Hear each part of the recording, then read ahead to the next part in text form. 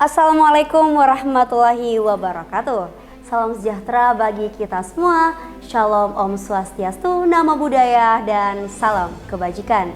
Yang mulia Dewan Juri yang arif dan bijaksana, perkenalkan, kami delegasi Institut Agama Islam Negeri Parepare. Saya Elsahara Al-Railani selaku pembicara pertama, Insani Tiara Agata selaku pembicara kedua, dan Anugrah Ramadhani selaku pembicara ketiga.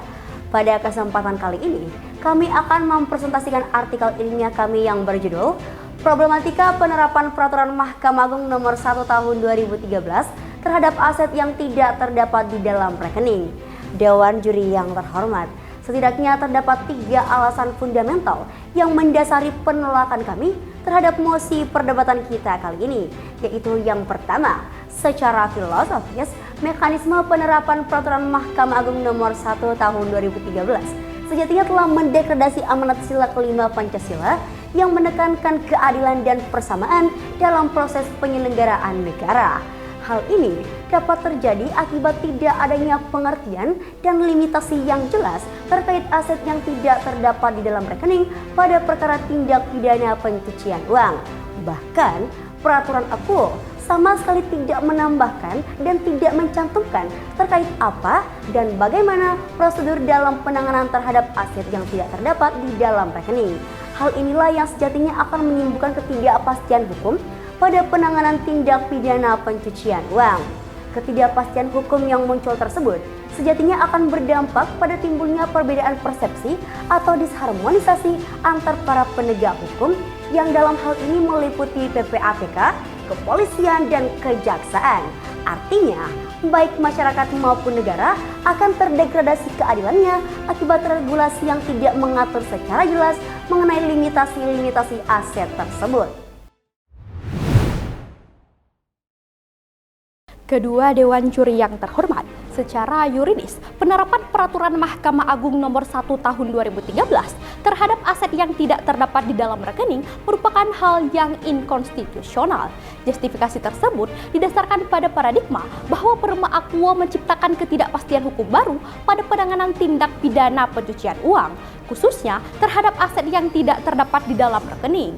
Hal ini terjadi sebab Undang-Undang Nomor 8 Tahun 2010 tentang pencegahan dan pemberantasan TPPU sejatinya telah mendudukkan terkait pengertian dan limitasi harta kekayaan. Namun dalam Peraturan Mahkamah Agung Nomor 1 Tahun 2013 yang merupakan aturan pelaksana dari Undang-Undang AKUO justru tidak mengatur secara eksplisit verbis terkait jenis-jenis aset atau harta kekayaan. Dalam hal ini meliputi aset yang terdapat maupun yang tidak terdapat di dalam rekening. Hal tersebut sejatinya bertentangan dengan teori Stefan Baum yang dikemukakan oleh Hans Nawiaski yang pada intinya menyatakan bahwa sistem hukum merupakan sistem anak tangga dengan kaidah berjenjang, meliputi norma fundamental negara, aturan dasar negara, undang-undang formal, dan aturan pelaksana. Artinya, peraturan pelaksana dari aturan yang lebih tinggi seyogyanya hadir untuk memberikan aturan yang lebih rinci dari aturan yang lebih umum. Namun, alih-alih memberikan kejelasan dan kepastian hukum, Perma Nomor 1 Tahun 2013 justru menimbulkan problematika baru. Oleh karena itu, Dewan Juri yang terhormat, Perma AKUO harus dicabut penerapannya demi kepastian hukum itu sendiri. Ketiga Dewan Juri yang terhormat, secara sosiologis, penerapan Peraturan Mahkamah Agung Nomor 1 Tahun 2013 tidak efektif dalam mengoptimalkan pengembalian kerugian negara akibat tidak adanya nomenklatur yang jelas terkait penanganan aset yang tidak terdapat di dalam rekening.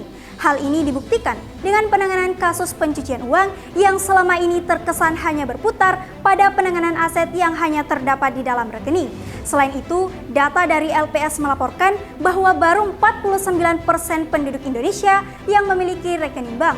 Oleh karena itu, perlu ada progresivitas hukum mengingat mayoritas masyarakat saat ini cenderung masih memilih menyimpan aset mereka di luar rekening. Hal yang sama juga terjadi di Amerika Serikat, di mana untuk menjawab kebutuhan hukum tersebut, maka pemerintah Amerika Serikat menerapkan kebijakan AML dan INREM sebagai penanganan terhadap aset yang diduga merupakan hasil dari tindak pidana pencucian uang, termasuk pada aset yang tidak terdapat di dalam rekening.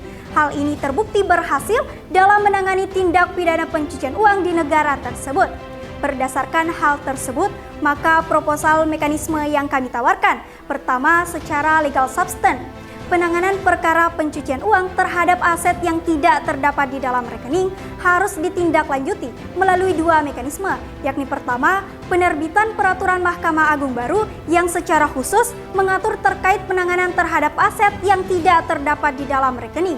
Yang kedua, mengesahkan RUU perampasan aset yang mencakup penegakan hukum terhadap aset hasil kejahatan dengan menggunakan pasal 8 yang menjelaskan terkait prosedur perampasan aset, di mana dalam RUU ini mengadopsi prinsip perampasan in rem yang akan mengedepankan pada pertanggungjawaban aset, bukan pertanggungjawaban personal, sehingga pemulihan aset negara dapat lebih optimal.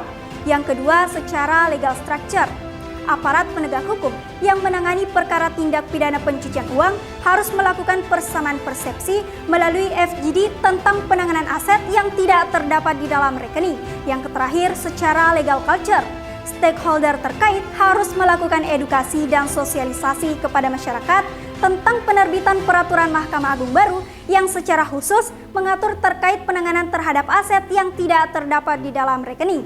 Sekian dan terima kasih. Salam Konstitusi.